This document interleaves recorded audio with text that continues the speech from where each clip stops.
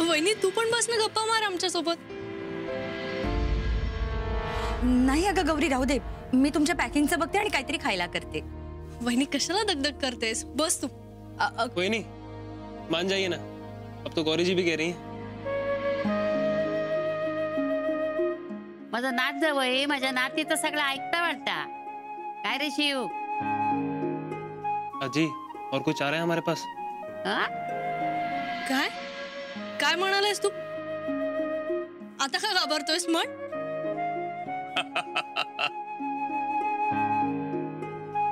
गो ते त्याका आणि माका कळला. काय रे दे टाळी. अजी आप पिटवाएंगे आज हमें. काय बोलतोयस तू? माझी मुलगी तशी नाहीये. हा खूप समजूतदार आहे.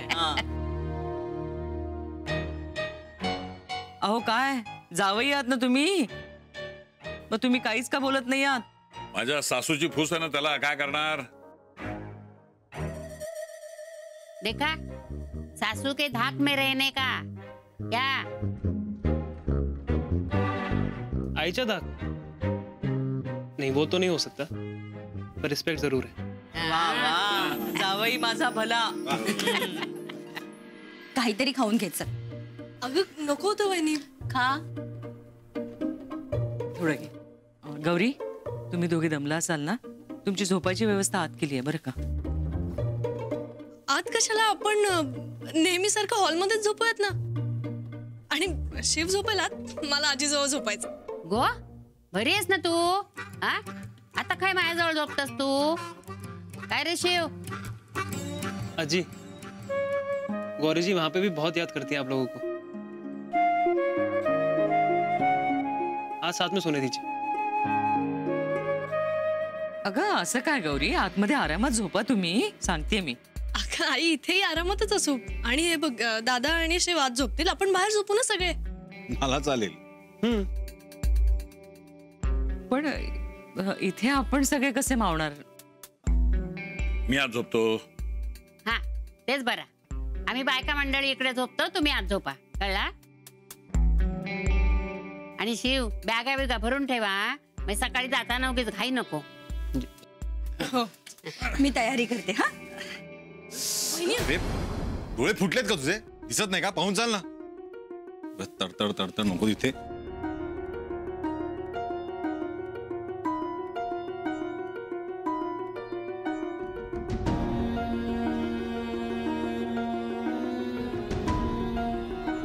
वहिनी अगं गौरी, त्याची काही चूक नाही.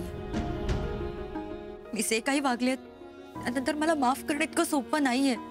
त्याला वागू दे जसं हवंय तसं. मी काही तक्रार करणार नाही.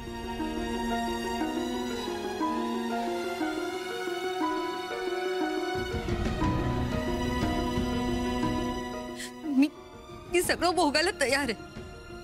वहिनी अगं अगो त्याका किती समजावलं आम्ही, पण ऐकतच नाही तो. मी आलेच.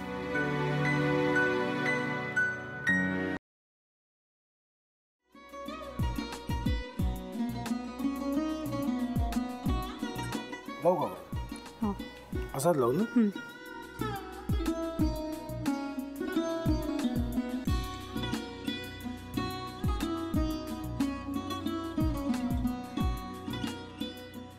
आता काय करायचंय? आता आपण ड्राय स्टफिंग दुसरं काय करणार आपण त्यात? आपण ह्याच्यात मेयोनीज न टाकता बाकीचे सगळे साहित्य टाकायचे. अच्छा, हे सगळं. तू माझा तर विश्वासच बसत नाहीये. म्हणजे अगं बहिणी आमचं लग्न व्हावं म्हणून किती प्रयत्न करत होती, आणि ते सगळं करताना की शिवच्या आम्हाला माहिती पुरवते. नाही, मला नाही वाटत. गौरी खूप चांगली आहेस म्हणून तुला सगळं जगत चांगलं दिसतं. पण शिव उगाच बोलला असेल का? त्याच्यावर विश्वास नाहीये का तुझा? शिववर पूर्ण विश्वास आहे मी तुम्हाला. पण तो आता हे जे काही करतोय ना, म्हणजे निशा बहिणी समोर त्या राधिका सोबत फिरण्याचं नाटक वगैरे, ते त्याचा काही उपयोग होणार नाहीये. अगं असं कसं म्हणतो? अगं नीलिमा, जतीन भाईंचा कॉल आहे. हो माहितीये. रिसीव कर ना. अगं बघ कट झाला.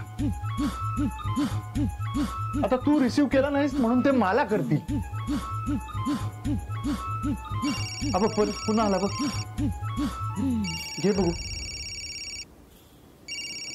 पण हे एक ना एक दिवस घडणारच होतं.